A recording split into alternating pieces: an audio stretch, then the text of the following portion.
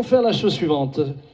Nous avons ce matin un témoignage, et c'est un témoignage qui me bouleverse pour cause. Et que l'autre jour, j'ai eu la joie de saluer la sœur qui va venir donner son témoignage, mais sans la reconnaître, et je vous expliquerai, si c'est encore nécessaire, pourquoi. J'aimerais, Yannick, que tu viennes me rejoindre, que tu puisses donner ton témoignage. Je lui ai donné 10 minutes pour qu'elle puisse le donner parce qu'il me semble suffisamment important et il va dans la droite ligne de ce qui a été prophétisé tout à l'heure. Donc, je bénis Dieu. Yannick, viens, approche-toi. Et ensuite, je ferai les annonces. Bonjour à chacun, bonjour à chacune. C'est une grande joie pour moi et un immense privilège d'être parmi vous. Alors j'aimerais remercier Pasteur Samuel et toute l'équipe ministérielle, apostolique de cette église et saluer ceux qui nous suivent sur Internet.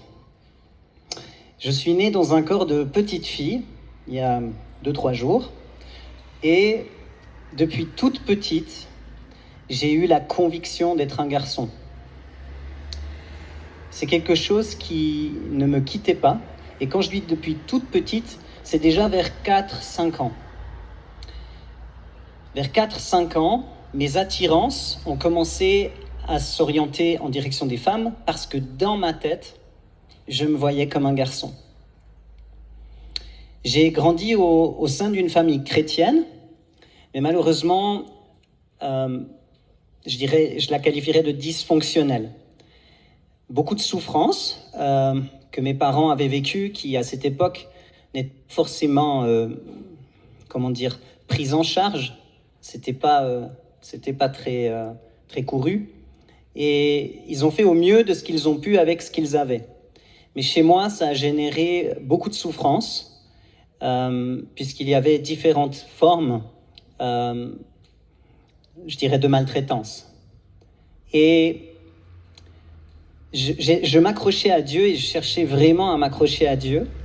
Et je voyais que mes parents étaient sincères dans leur foi. Et on allait dans une église qui était vraiment vivante. Et à l'âge de 7 ans, je suis rentré dans ma chambre et j'ai dit à Dieu, je sais que tu existes, mais je ne comprends pas comment c'est possible que je vive ça avec mes parents qui ont la foi comme ils l'ont. Pour moi, il y a quelque chose qui dénotait. Alors avec mes mots d'enfant, j'ai demandé à Dieu de se révéler à moi. Instantanément, l'atmosphère de la chambre a changé. Je savais que Dieu était là. Et j'ai commencé à parler en langue. Je savais ce que c'était, parce que dans l'église, les gens parlaient en langue. Mais ça a mis dans mon cœur l'assurance que Dieu entendait mes prières. Il n'était pas si loin, en fait. Il m'entendait vraiment. Et à partir de ce moment-là, il est devenu mon meilleur ami. Celui à qui je pouvais tout dire. Dans ma famille, je ne me sentais pas aimé, je ne me sentais pas accepté, je me demandais même si j'avais été adopté, je n'arrivais pas à trouver ma place. Alors pour moi, Dieu est devenu mon tout. Et heureusement, parce que l'année suivante, je vais vivre 2 drames particuliers. Le premier, c'est que je vais perdre mon meilleur ami d'enfance. Il est parti en vacances et il n'est jamais revenu. Et ça, j'avais 8 ans, ça a mis dans mon cœur cette réalité de la vie qui peut s'arrêter comme ça. Et dans la même année, ma maman a eu une intervention chirurgicale et le chirurgien a sectionné l'iliaque, par erreur bien sûr. Donc c'est ça, on peut passer peut-être les photos s'il y a une photo. La première peut-être. Voilà, ça c'est moi petite fille. Ça va pas plus vite s'il te plaît, merci. Donc c'est ça et... Là, j'ai 8 ans et ma mère passe 3 jours entre la vie et la mort, puis, pas sur la photo, sur la photo je dois avoir 4 ans, mais c'est ça, maintenant on est à l'âge de 8 ans à peu près.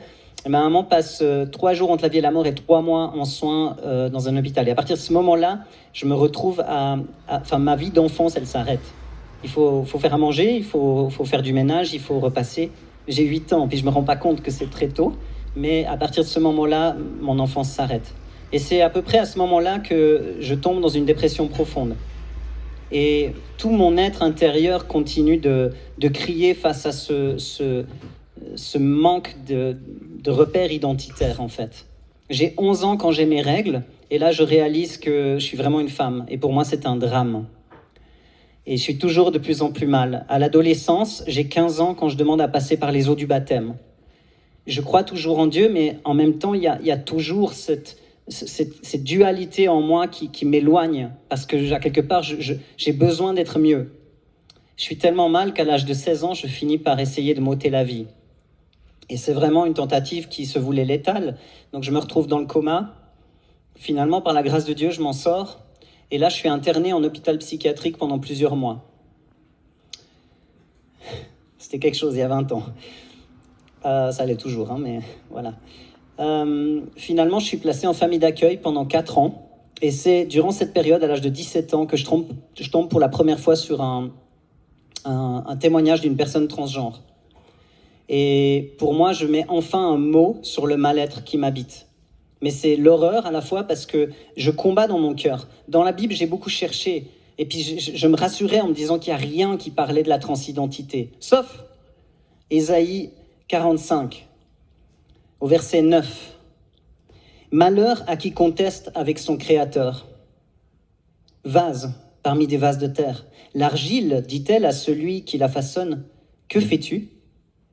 Et ce verset, à chaque fois que je le lis, ça me donne des sueurs, parce que je sais que je conteste avec Dieu, mais en même temps, je ne sais pas comment faire autrement.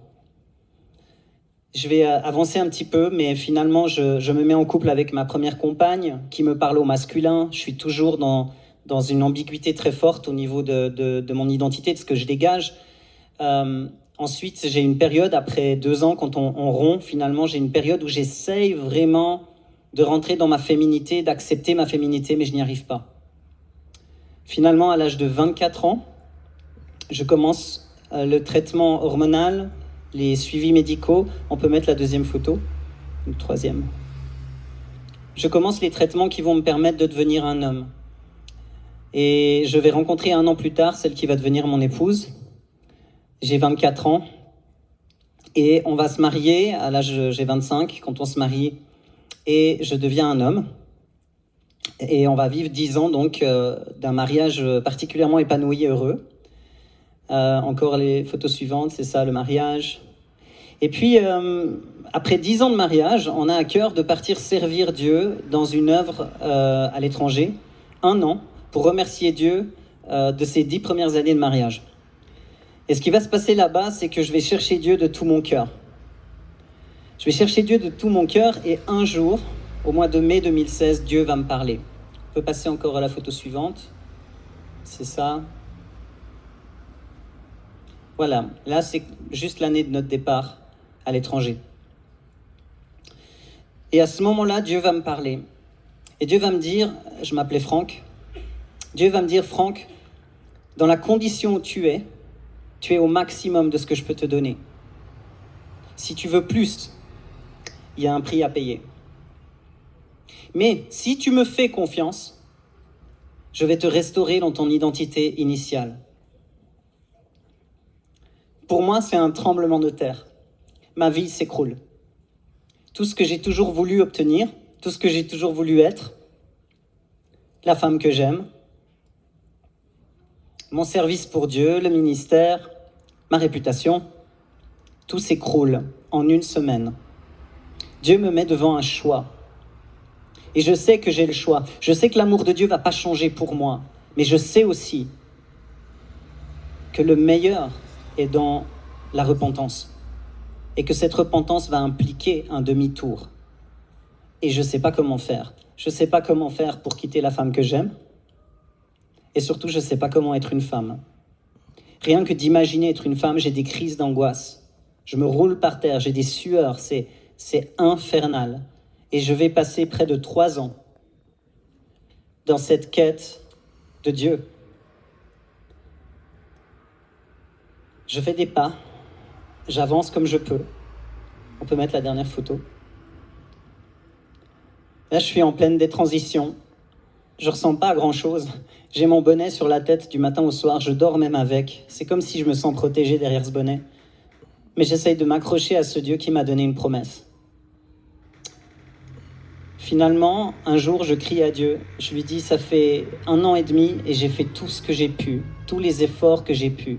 J'ai été voir des médecins, j'ai entamé des processus lourds et peu connus aujourd'hui pour être une femme, en fait. Mais il me manque toujours cette percée au niveau de mes goûts. Dieu a ôté les sentiments que j'avais pour ma femme. Ça, c'est le miracle. Pour moi, ceux qui nous ont connus en couple peuvent comprendre ce que je veux dire. C'est juste énorme.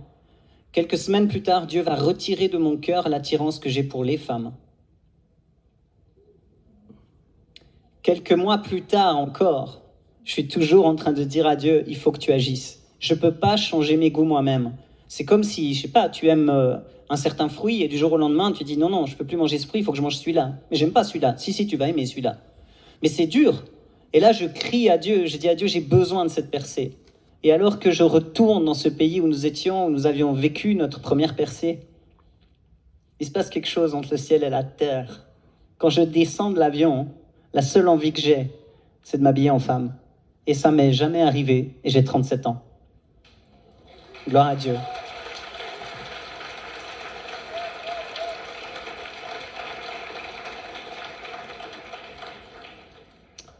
Alors je dois clore. J'aimerais juste vous dire que Dieu est fidèle ce matin. J'aimerais juste vous dire qu'il est tout puissant pour combattre avec vous dans ces combats-là. Et aujourd'hui, on est dans une société qui prône finalement une grande liberté de choix. Et on l'enseigne même aux enfants. J'aimerais juste vous encourager à aimer Dieu de tout votre cœur. Parce que quand on aime Dieu de tout son cœur, on va commencer à aimer ce qu'il aime et à détester ce qu'il déteste. Et c'est que comme ça qu'on est transformé. La parole nous dit, soyez transformés par le renouvellement de l'intelligence. Et soyez transformés, c'est pas toi qui vas le faire, c'est lui qui veut le faire. Mais il peut le faire que quand tu t'approches de lui. Alors aujourd'hui, on va vous dire, tout ce qui compte, c'est qu'il soit heureux. Non. Jésus n'est pas venu, ou Dieu ne nous a pas créés pour notre bonheur. La première des raisons pour laquelle on a été créé, c'est pour l'aimer. Et quand tu l'aimes, tu vas choisir ce qu'il est. Tu vas choisir ce qu'il aime. Et c'est ça qui va t'amener à être capable de renoncer à des choses. Et je veux vous encourager dans ces temps qui sont réellement les derniers, à brûler pour Dieu d'un amour sincère et pur. Et que cet amour vous pousse. J'ai toujours connu cette église, Pasteur Samuel peut-être dira un mot, mais j'ai connu cette église depuis tellement d'années. C'est la première fois que je donne mon témoignage ici en Europe. Et c'est une immense joie, une grâce pour moi de le faire dans cette église. Merci.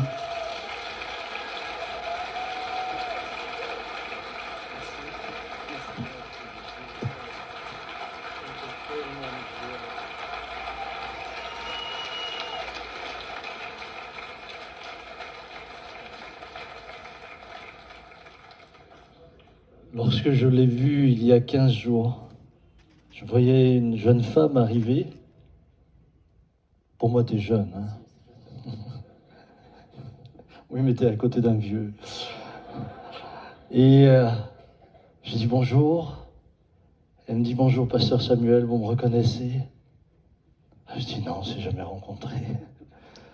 En fait, la dernière fois que je t'ai serré dans les bras et que je t'ai embrassé, j'ai embrassé Franck. Je suis tellement content d'embrasser Yannick. Tellement heureux. Tellement heureux.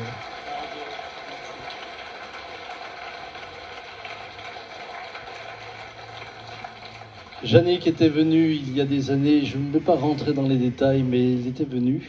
Elle était déjà mariée. Moi, je ne savais pas. Je ne savais pas qui elle était. Et j'ai reçu le frère et la sœur. Et je me souviens toujours de l'entretien. Je lui ai dit, avant que nous continuions, nous étions avec Jean-Marie. Je lui ai dit, avant que nous continuions, donnez-moi déjà votre témoignage, comme ça je sais qui vous êtes. Et là, elle me dit, c'est là que tout va se gâter. Je dis, mais non, moi je sais plus, c'est quoi, 7 ans en arrière hein, 7 ou 8 ans. Je dis, mais non, mon frère, avec tout ce que j'ai déjà entendu, tu peux y aller. Et là, elle me dit, eh bien, avant d'être un frère, j'étais une sœur. Non, mais vous savez que mon cerveau je voyais juste Jean-Marie à côté. Et je lui ai dit, excusez-moi, j'ai pas bien compris. Et là, elle me l'a répété, et c'est là que, pour la première fois, on s'était rencontrés.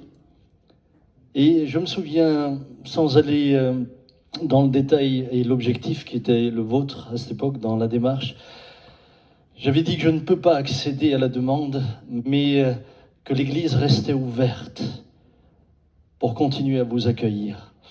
Et j'aimerais dire à toutes les personnes qui pourraient nous écouter, l'Église reste ouverte parce que Jésus vous aime. Et nous l'avons entendu ce matin, il hait le péché, mais il aime le pécheur. Merci Jannick. J'aimerais, avant que tu partes, ce qui m'a bouleversé, c'est avant que je te rencontre, c'est que on m'avait envoyé ce livre, Je croyais être un homme. Et c'est là que j'ai découvert ce qui s'était passé. Dominique, mon épouse, l'a dévoré en, je crois même pas 2 heures, ou en 2 heures, elle l'a dévoré. Et j'aimerais vraiment vous encourager. Si vous connaissez des personnes qui souffrent comme Jannick, parce qu'on parle de souffrance. Vous savez, dans nos églises, on est tellement caricatural, on est tellement souvent en train de montrer du doigt ou d'accuser. Dans beaucoup de cas, peut-être pas dans tous non plus, on s'entend, on est dans une société qui est pervertie et dans laquelle la perversion fait aussi son œuvre. Mais dans certaines vies, il y a une vraie souffrance. Eh bien, si vous avez des personnes, n'hésitez pas à leur offrir ce livre. Mais même pour vous, même pour les jeunes gens, les jeunes filles, les jeunes hommes, moi je vous encourage. Prenez-le, lisez-le, il vous fera du bien. Merci Jannick.